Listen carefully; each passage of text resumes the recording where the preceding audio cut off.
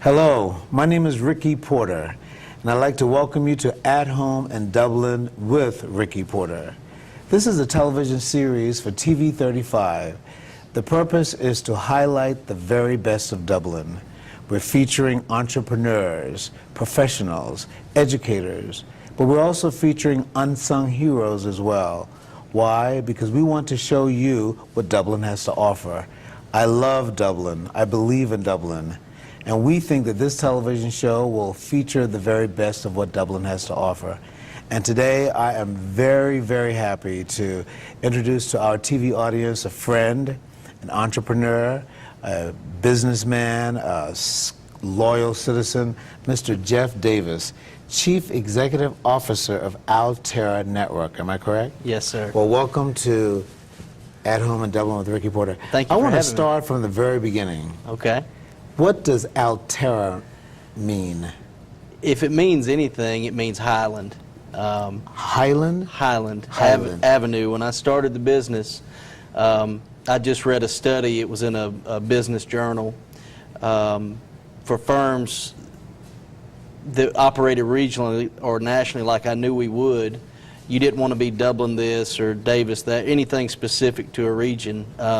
And Verizon, the cell phone company, was the example they used, which Verizon is a amalgamation of the Latin word veritas for truth and horizon.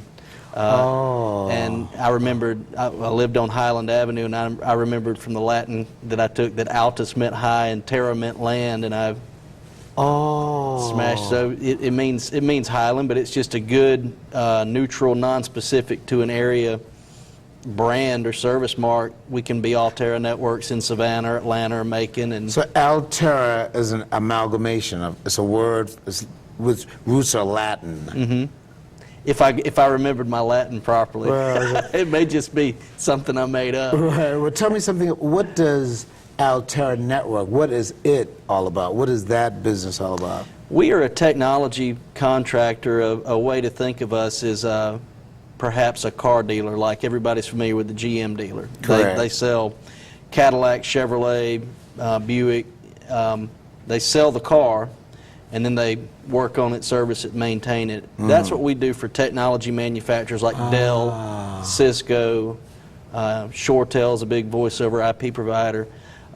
We sell to attach a warranty to any of that new equipment, it has to go through people like us. We're called channel partners or value-added resellers. So we sell the hardware, we install it, we maintain it, and so that's been our traditional business.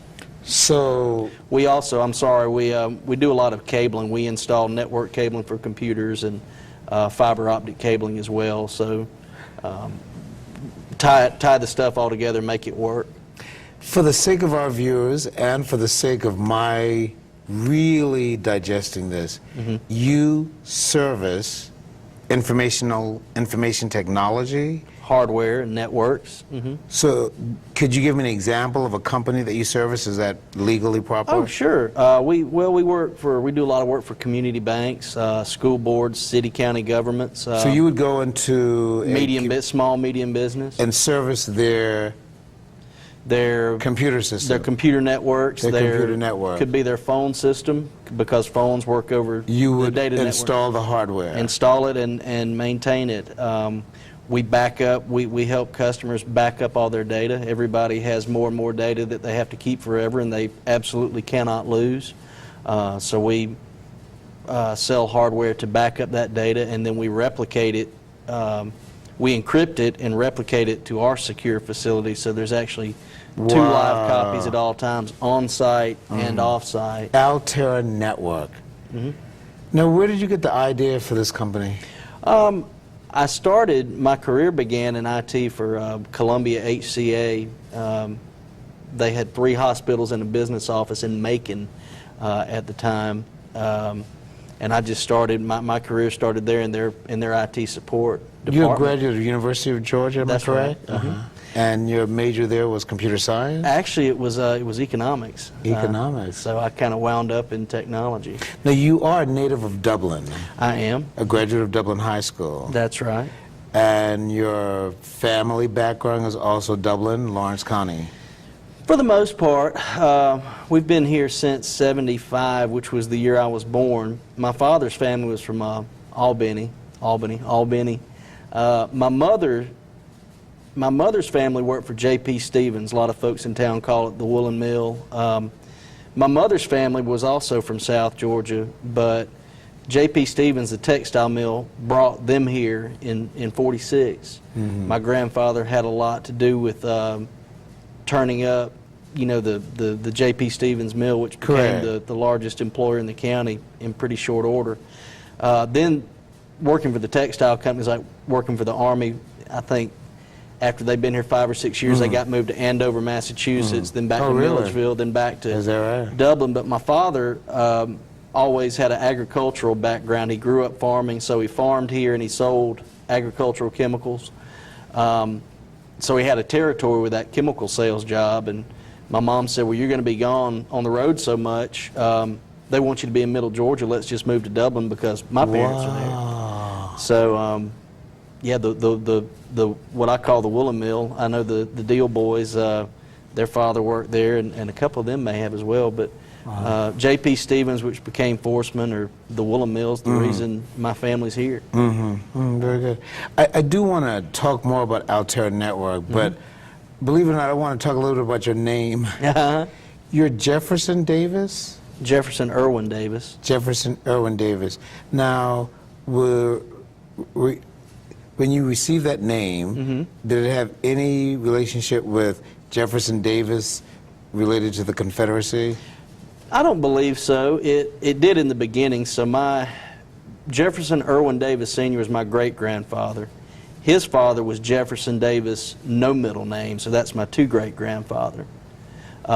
His father, Charles Anderson Davis, was a Confederate veteran. So when he named his son Jefferson Davis, I'm sure it was an act of, it was an homage to the president, or act of defiance, or I don't know, there are no family records, but at the time he certainly wanted to recognize and honor. The Confederate president. The story is that my father, I was not going to be named the fourth. My father felt like that was too many.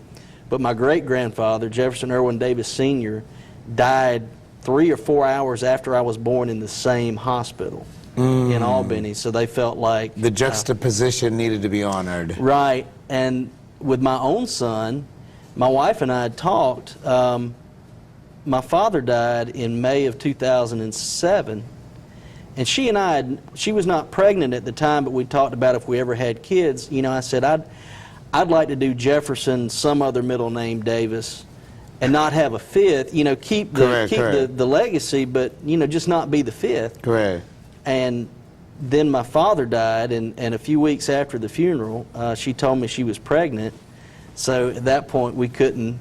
So I was named for my great-grandfather, and my son is named for my father. So, there was a sense of essential honor. Right, and the funny thing is now when people say, you always get Jeff Davis County, and maybe 5 to 10% of the people, Jefferson Davis actually rings a bell. I would guess, Robert E. Lee or Stonewall Jackson would. Correct. But Jefferson Davis, people they know that they've heard it, but they can't remember where. And I had one lady say, he was a president, right? And I said, well, not of this country. But I think that's pretty unfortunate, though. I think in terms of American history. But Jeff Davis County is indeed in honor of the Confederate president. Yeah. Right. Now, you mentioned your family. You have children. Three. Right. Three in short order. Right, and you're working on number 4. No, we're not. We found out what was causing it. Oh, is that right? Yeah. Well, yeah, okay, we'll leave that alone. Chest pain can be a warning sign of a heart attack. And when it comes to the treatment of chest pain, every second counts. Did you know the emergency staff at Fairview Park Hospital has the expertise and access to the latest technology to care for cardiac patients experiencing chest pain or other symptoms related to heart attack? Fairview Park Hospital, now the region's only accredited chest pain center with PCI. I understand that in the last year or two, Alterra Network has moved into a new facility. That's right. Tell me a little. Now, I visited the facility. You gave me a personal tour. I appreciate it very much. Right. This is the former United States Postal Office on Madison. That's correct. It was built in 1912 and served as a post office and a federal courthouse for 25 years until 1937. And going back to 2010-11, we needed more space. And what I told you about the off-site data backup, you need a very physically secure facility to do that. Thick walls. You need more land than we had on Bellevue. You have diesel generators. You need more room. You need to be in a semi-industrial district. And I'd always had my eye on that building. And I had started drawing up plans to build a building like we need, and it was just unaffordable. But when the old post office came up, structurally there was nothing wrong with it. So the fact that we were able to preserve it, I was able to acquire it, restore it, put it to work, and it's an income producing property now for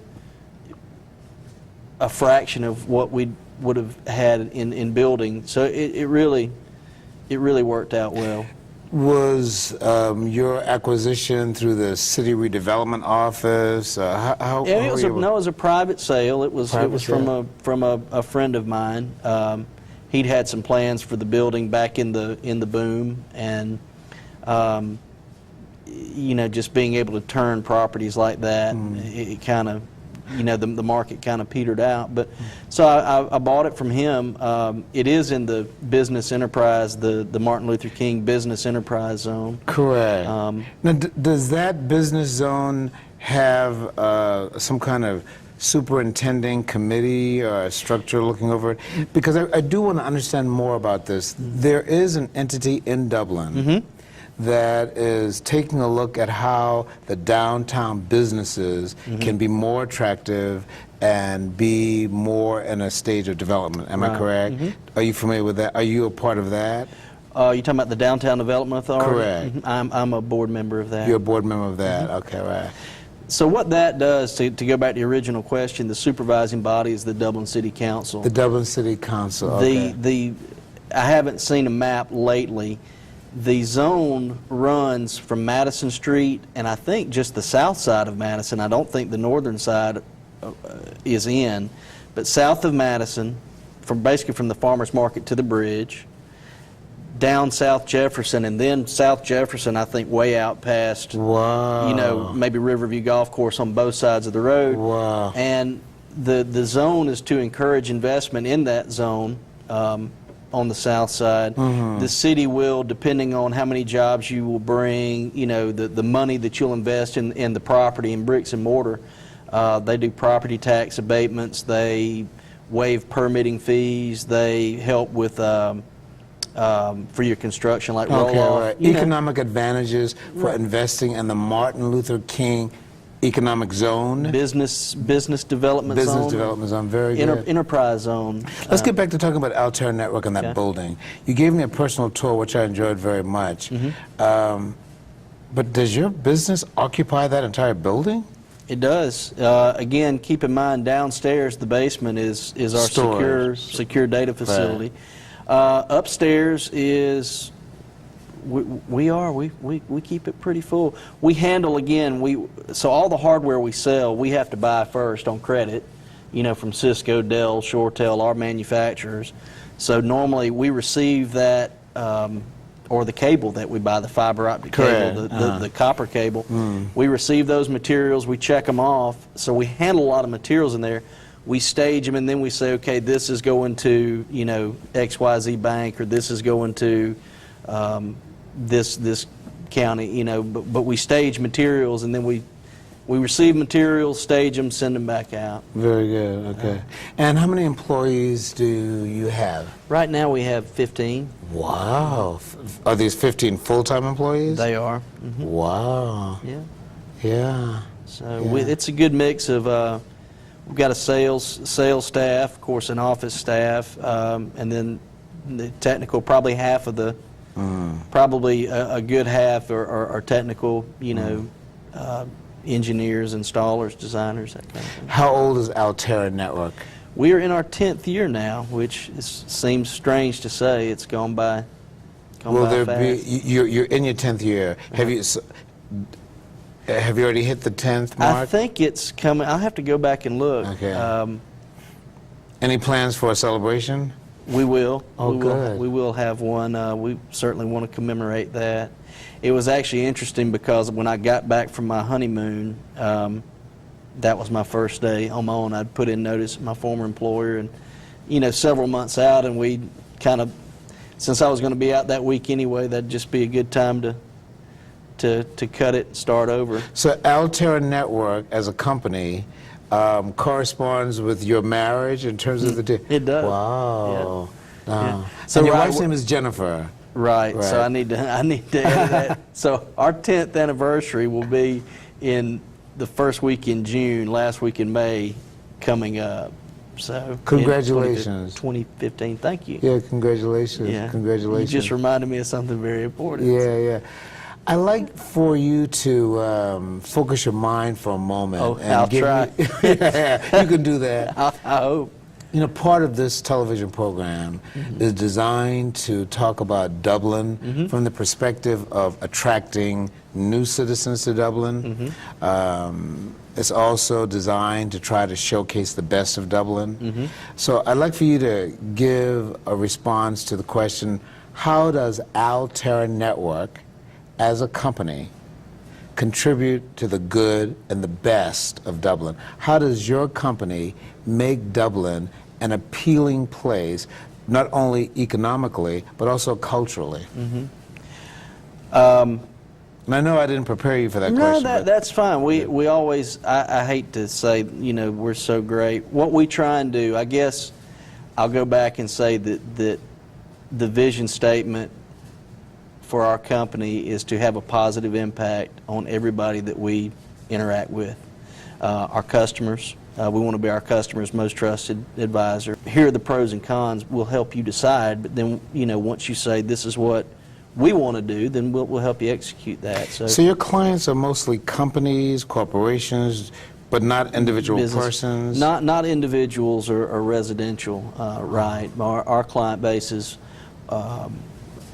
corporations, school boards, governments, and businesses, small and medium business. Tell me something about the geography that you cover in terms of how far east do you go, how far west? Well, I know you can't go too far east unless you go into the Atlantic Ocean. Yeah. Our patch, our place where we really have the heat turned up is Macon to Savannah, and then I would say Dublin down 441 to about 341, McRae. Correct. And then back to the coast. So do you not cover any territory in Atlanta?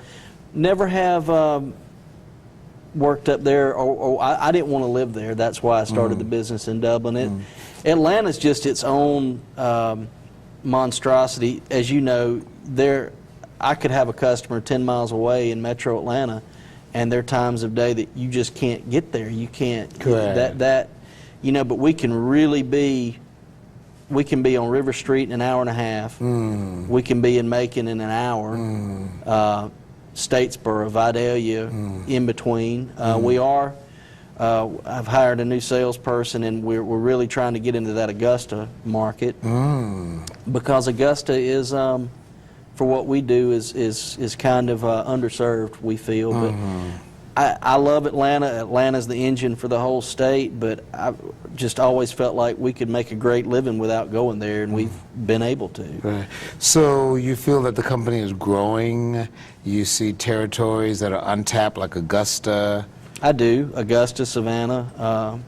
We've been doing business in Savannah. We can do more. We've been doing business in Macon. We can do more. Vidalia is a nice, very close market, and Statesboro. There's a lot of potential there with, that so much spins off of that Georgia Southern University. And, again, Savannah and the coast, the ports. Yeah. Everybody hears about the ports, and it's true. And, you know, we're not doing business with the Georgia Ports Authority, but there are thousands of businesses down on the coast that are there because of the ports. Correct. So, I mean, you know, there may be, you know, Ricky Porter, you know, shipping may be looking So you're for making somebody just like connections with us. these businesses? Sure. I mean, You have to sell yourself. So you have salespersons. we do. All right. Hello, I'm Darren Keene with Clements & Keene Insurance. We just finished up the open enrollment for the Affordable Health Care Act. We've been able to enroll hundreds of people in a new health insurance plan for them and their families. Please give us a call at 272-8019. You can continue to purchase insurance if you fall up under certain guidelines. Even though the open enrollment ended March 31st, you still have some options to buy. So please give us a call, let us answer your questions, and have a personal agent here in Dublin and Lawrence County. 272-8019. We're at home in Dublin with Ricky Porter, and we've been talking with Jeff Davis, the Chief Executive Officer and owner of Alterra Network. Jeff, I'd like to ask you a question that I've asked former guests. I've visited with Matt Hatchett, our state representative. I've had Phil Bess, our honorable mayor, along with George Roussel, the city manager, and Deborah Stanley, the city developer. I've also visited with the principal of Dublin High School, Robert Hunter. I had my very good friend and artistic colleague, Frenchie Hodges, on. And recently, we visited with Lumen Earl from the Law Office of Lumen Earl. Right. I don't know if I asked Lumen this question, because Lumen had many other things he wanted had to talk questions about. for you. Right, exactly. But this is a question I've asked all my guests. It's a two-part question. Okay. I'll ask you the first part. What do you regard as the best of Dublin? What, if you were to highlight Dublin, if you were to try to interest a person, a family, a company to Dublin, what would you highlight that would cause Dublin to shine, and you would feel honest about it, and you would feel good about it, and you would go to bed and sleep well about it? You featured the best of Dublin. Our people. Wow. That's been, I'm an amateur historian, you go back over 100 years. I have heard it said by some mentors of mine, and it's true, in Dublin there is no king. For the most part, 98 people out of 100, and that applies to our leadership, are trying to do the right things for the right reasons. You can look at surrounding communities, I won't name names, but you have factions who, if you're for it, I'm against it, won't hear, you know. Correct. That's not happening here. You seem to have answered that as if you knew it was coming, and I knew you didn't know. I didn't know it was coming, but Yeah. it's true. I mean, because I've invested, you know, significantly in this community and wouldn't have done it otherwise. So the people of Dublin. The people of Dublin, Lawrence County, the leadership. Josh Nichols has done so much for our downtown, investing in redeveloping historic properties and making them income producing. And look at Josh. There are other communities within an hour's drive of here that if this, you know, guy from out of town Correct. showed up and started scooping up property, everybody would have, you know, discouraged him, tried to choke him out, not supported him. Whereas if you want to come down from Newton County, where Josh is from, and you want to invest and make this community better and bring business, everybody, you know, will help you. They'll do everything they can and appreciate you. People here in Dublin are not threatened by other folks' success. They, you know, folks understand that, you know, there have to be successful businesses here for us all to continue to thrive. So Dublin is a nurturing and encouraging community. It truly is. Okay, so the flip side of the question, what concerns you most about Dublin? If you had to say, this is an area that we need to work on, this is an issue we need to address, what would that be? This sounds pat and cliche, and it's almost so overly specific it's not an answer, but just our children. I don't think Dublin has any more crime per capita than other places, but red, yellow, black, white, I know there are always good reasons. Sometimes there are good reasons, but you know, single parent homes, no parent homes. It doesn't sound pat or cliche at all. And I saw something in the paper the other day. These two boys, 24 years old, had prior felonies, burglarized a home at gunpoint, got caught, and they got life plus 10 years without the possibility of parole. 24 years, and I have sympathy for the victims, and I'm you know, angry at those boys. But you know, empirically, while being angry at them, thankfully no one was hurt. They've thrown their lives are over. They live in a, you know, they live in a concrete box now, and you have, you know, children have to fear, you know, or respect authority, you know, parents and God. Nobody, you know, wants to talk about God anymore, and having they aren't as comfortable about, you know, kids need to be in church. I think they need to fear their parents, hopefully mother and father in the house, and fear God, and you know, treat other people with respect and the way you want to be treated. It's so simple, but that moral, it just doesn't seem like as many children are getting that moral foundation, and that causes all kinds of downstream problems. Jeff, I've really enjoyed the interview with you. I've known you for a few years in Dublin as a very fine person, an honorable businessman. I really appreciated the last part of your response, the moral fiber of maintaining our family units. And I think that's applicable not only to Dublin, but Detroit, Chicago, Atlanta, Savannah, Macon. Eastman, Yeah. Just as a quick follow-up, how, in your mind, can we do better with helping our citizens in our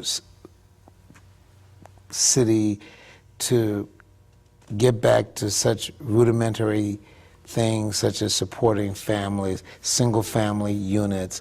What can we do? I know you were a part of weren't you the president of the Rotary? I was. Yeah. I think it is being the change that you want to see, and I can do more. I don't think I do near enough, but if you're worried about that kid, you know, walking around downtown Dublin or out in the trailer park in the county, you know, find out about them, you know, take them fish, you know, spend time with them. Be the change that you want. Right, be the change you want. If you think those kids, you know, you have to take problems the way you find them. You know, when the kid's, you know, 15 years old, you know, the toothpaste is out of the tube, you can't go to the mother and say, you should be married, you know. Right. The kid's 15, exactly. You know, and get involved with, there's so many, you know, good organizations around town that mentor, but I think if you, I think everybody has to be the change that they want to see. Thank you. We have been visiting with Jeff Davis, the CEO of Alterra Network here in Dublin, Georgia. At Home in Dublin with Ricky Porter, At Home in Dublin with Jeff Davis. Thank you. Enjoyed it.